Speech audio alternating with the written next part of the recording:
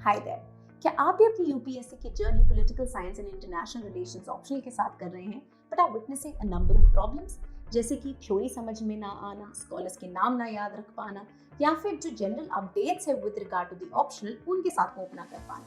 ऐसे कई प्रॉब्लम्स बहुत सारे स्टूडेंट्स ने विटनेस की थी एंड इन्हीं को रिजॉल्व करने के लिए स्लीपी क्लासेस लेके आया है आपके लिए one of the most comprehensive political science and international relations का कोर्स, जो कि प्रोवाइड करता है holistic content videos as well as PDFs, साथ ही में आंसर राइटिंग एंड इसी के साथ साथ monthly current affairs also.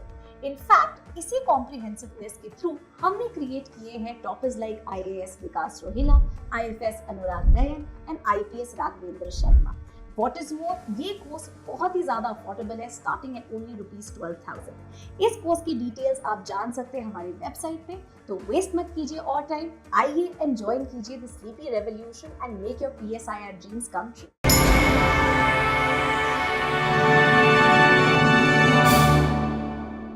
Hello everyone, मेरा नाम शुभतोष शर्मा है एंड यूपीएससी सीएसई 2022 में मैंने ऑल इंडिया रैंक 358 हासिल की है।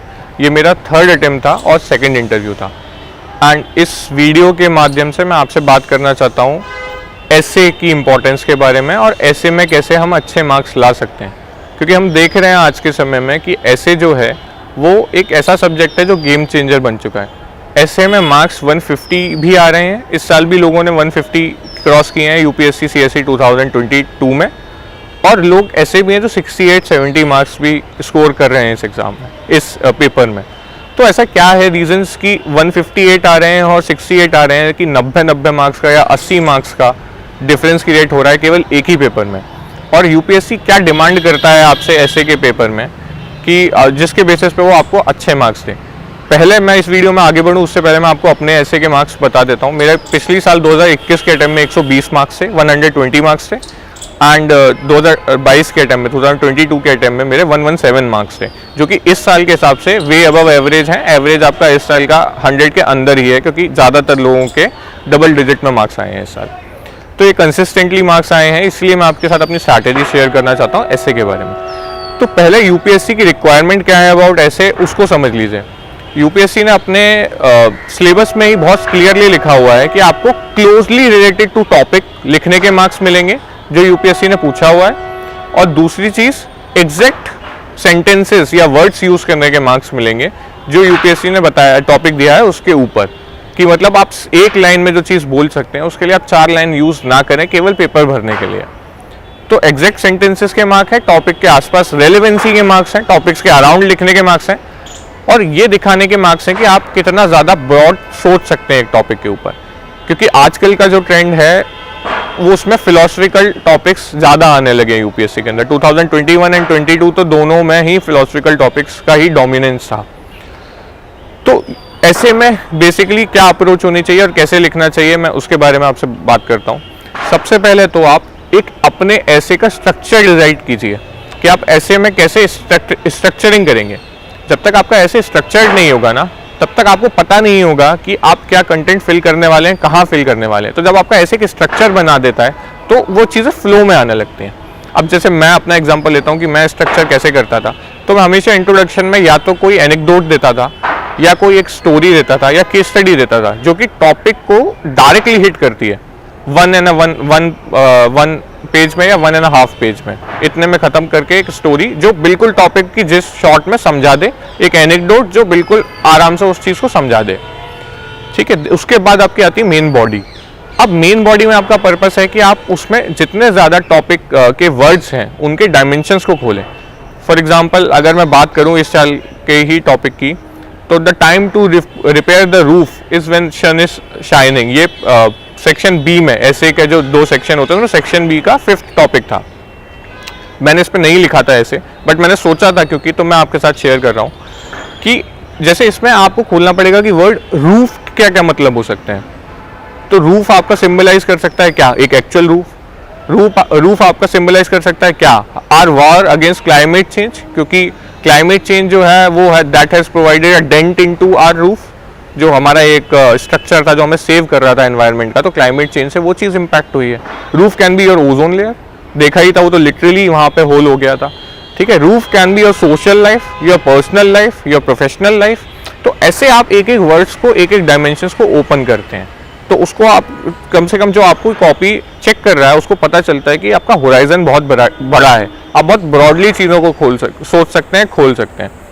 तो बॉडी में आपको ऐसे वर्ड्स खोलने हैं सारे, और इनमें क्या करना है आपको, जब आप एक डायमेंशन लिखेंगे, एक पैराग्राफ लिखेंगे, तो उसको सब्सटेंशिएट कीजिए। पहले तो आप अच्छे से अपना जो आर्ग्यूमेंट है वो दीजिए, उस आर्ग्यूमेंट को सब्सटेंशिएट करने के लिए कोई डाटा दीजिए, कोई रिपोर्ट दीजिए, ताकि वो एक पूरा पैसेज जो है ना वो कॉम्प्रिहेंसिव हो जाएगा।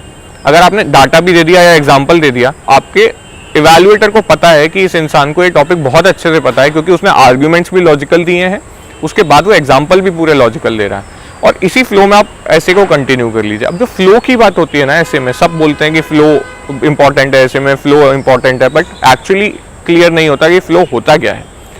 तो फ्लो आपका ये है कि आपके ऐसे ऐसे मर्ज हो रहा है स्मूथली, आपके हर जो पैराग्राफ है वो एक दूसरे में ऐसे मर्ज हो रहे हैं जैसे कि किसी इंसान को नी जर्क रिएक्शन नहीं आ रहा उसको दोबारा से पढ़ने में, या पढ़ने में लोड नहीं आ रहा। ऐसा होना चाहिए कि आपके 8 पन्ने निकल जाए और इन्विजिलेटर सोचे अरे यार, इवैल्यूएटर सोचे कि अरे यार खत्म ही हो गया।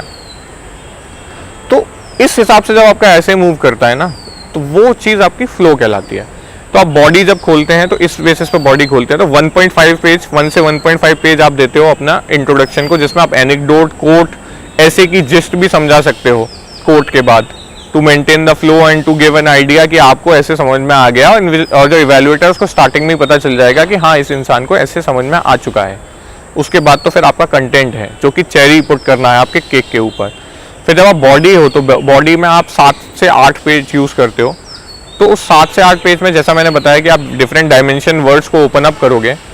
और एक चीज़ होती है थीसिस एंड एंटीथीसिस। थीसिस ये है कि आप टॉपिक जो है उसके सपोर्ट में ही बोल रहे हो, तो अगर एक पॉजिटिव टॉपिक है तो मेजरली आप उसके सपोर्ट में बोलोगे, बट आप 1 या 2 अपना पैराग्राफ डिवोट कर सकते हो उसकी एंटीथीसिस बोलते हुए भी। तो ये क्या ऐड करता है ना, आपकी क्रिटिकल थिंकिंग दिखाता है एक ऐसे के अंदर, और जो कि यूपीएससी चेक कर रही है, हर एग्जाम के थ्रू चेक कर रही है कि आप कितना क्रिटिकली सोच सकते हो चीज़ों को, आप कितने अवेयर हो चीज़ों को लेकर। और ऐसा ही तो नहीं है कि आप एक केवल सिंगल डायरेक्शन में चीज़ें सोचते हो, मल्टीपल डायमेंशन सोचने की आपकी कितनी कैपेबिलिटीज़ हैं।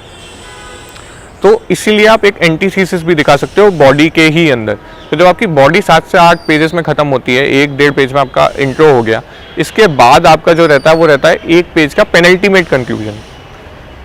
तो बॉडी में पहले तो लास्ट में अगर आपने कोई प्रॉब्लम डिस्कस करी है तो आप solutions ending, by the ending आप सॉल्यूशंस देना चालू कर दोगे। पेनल्टीमेट का काम क्या होता है कि आप बेसिकली क्लोजर की तरफ ले जाने लगते हो अपने ऐसे को। तो वो आपका 1 पेज के आसपास का होता है, जिसमें आप क्या करते हो कि चीज़ें क्लोज अप करने लगते हो, आप सॉल्यूशंस दे के चीज़ें ख़त्म करने लगते हो। जो आपने क्वेश्चंस रेज किए थे उन प्रॉब्लम्स के सॉल्यूशन क्या है, उनके वे फॉरवर्ड क्या है, ये दे के आप एक कंक्लूजन की तरफ मूव करने लगते हो। देन आता है आपका ultimate conclusion. Ultimate conclusion mainly आपका हाफ पेज या फिर 3/4 ऑफ अ पेज होता है, जिसमें आप बात करते हो कि वे फॉरवर्ड क्या है, या फिर मैं ये मतलब आप अपनी कोट डालते हो लास्ट में ये दिखाने के लिए कि मेरा एक ओवरऑल पॉजिटिव आउटलुक है चीज़ों को लेकर, एंड आई बिलीव कि चीज़ें चेंज हो सकती हैं फॉर द गुड। तो वो जो पार्ट है वो आपका आ जाएगा अल्टीमेट कंक्लूजन में। जब भी आप एंड कर रहे हो ऐसे को, try to do one thing, उसको एंड करो आप एक कोट पर, और अगर आप लिंक कर पाओ अपने इनिशियल एनेक्डोट से या कोट से, जो कि बहुत सारे टॉपर्स करते हैं, तो अगर आप वो कर पाओ ना तो वो चेरी ऑन द केक है। मतलब वो आपको एक्स्ट्रा मार्क्स दिलाएगी, वो ये दिखाएगी कि नहीं आपने स्टार्टिंग नहीं छोड़ी। और जब इवैल्यूएटर भी उस चीज़ को चेक करेगा ना, तो उसको अप्रिशिएट करेगा कि ये इंसान अभी भी भले ही एंडिंग लिख रहा है, बट इसको याद है कि इसने स्टार्ट किस पे किया था, और ये कनेक्ट कर पा रहा है स्टार्टिंग ऑफ द ऐसे with the end of the ऐसे। तो वो अपने आप में आपको एक अच्छा पुश देती है, और जो आपका इवैल्यूएटर है उसको सोचने में मजबूर करती है कि हाँ ये जो इंसान है ये क्रिटिकली चीज़ें सोच रहा है, प्लस आगे भी जो है ना अच्छा मैनेज कर पाएगा, क्योंकि ये चीज़ों को लिंक कर सकता है, स्टार्टिंग से लेके एंड तक की चीज़ों को भी अच्छे से लिंक कर सकता है। एंड जब करो तो आप एक कोट पे एंड कर सकते हो अच्छी खासी, क्योंकि मुझे याद है जो शिप वाला ऐसे आया था उसमें इस साल, तो शिप वाला जो ऐसे था उसमें मैंने एंडिंग में कोट डाली थी कि दो my soul is set in darkness but it will rise in perfect light, and I have loved stars too much to be fearful of the night. And ये गैलीली की कोट है, और ये कोट बहुत ज़्यादा क्लोज भी है मेरे पर्सनल लाइफ से भी, बिकॉज इट सिम्बलाइजेज यूपीएससी की जर्नी मेरे लिए। ये जो स्टार्स है ना कि I have love stars too much, I have been fond of stars too much, तो मेरी यूपीएससी प्रिपरेशन है। To be fearful of the night की रिजल्ट क्या होगा अल्टीमेटली, उसके लिए। एंड क्या होता है जो स्टार्ट कर रहे हैं ऐसी की प्रिपरेशन, तो उनके लिए मेरी चीज़ें थोड़ी जो मैंने अभी बोला वो कॉम्प्लेक्स लग सकती हैं, क्योंकि मेरे लिए कन्वीनियंट हो चुकी हैं वो चीज़ें अब। बट आप क्या करेंगे उसके लिए कि जो टॉपर्स कॉपी अवेलेबल है, जिन्होंने बहुत अच्छे मार्क्स स्कोर किए हैं 135, 140, 150, तो इन लोगों की कॉपी देखिए। इनके सबके अलग अलग स्ट्रक्चर होते हैं। आपको ऐसा लगेगा कि कोई स्ट्रक्चर नहीं है, पर अगर आप जब उसको डिटेल में चेक करोगे ना, आपको पता चलेगा कि अंदर स्ट्रक्चर है। तो उस कॉपी से स्ट्रक्चर निकालिए, अगर आपको वो स्ट्रक्चर अच्छा लग रहा है तो उसी को रख लीजिए, अदरवाइज उसको अपने हिसाब से मॉडिफाई कर लीजिए और उसको यूज़ करिए अपनी ऐसे राइटिंग की प्रैक्टिस में। और ऐसे की अच्छे डेवलप होते हैं राइटिंग के साथ साथ, तो जितनी ज़्यादा आप प्रैक्टिस करोगे ना उतना अच्छा होगा। मैं द्विज और असद हमने साथ में प्रिपरेशन करी थी, तीनों साथ में सेलेक्ट हुए हैं, और हम तीनों के मैं गारंटी दे सकता हूँ हम लोग कम से कम 40 से ज़्यादा ऐसे लिख चुके हैं पिछले 2 साल दोनों मिला के। तो आप भी ऐसे की जितनी ज़्यादा प्रैक्टिस करोगे ना उतने ज़्यादा ऐसे में इम्प्रूवमेंट आएगा आपके। और प्लीज़ आंसर लिखते रहिए, ऐसे लिखते रहिए। एंड आई विश कि ये वीडियो आप लोगों को हेल्प करे अच्छा स्कोर करने के लिए, एंड आप सीएसई में अपनी डिज़ायर्ड रैंक अचीव कर पाएँ। और मैं डीकेटी को थैंक यू बोलूँगा कि मुझे उन्होंने प्लेटफॉर्म प्रोवाइड किया ताकि मैं आपसे अपने इंसाइट शेयर करूँ, अपना एक्सपीरियंस शेयर कर सकूँ। तो thank you to the team of DKT and all the best everyone. Please do well. Please take care of yourself. Thank you.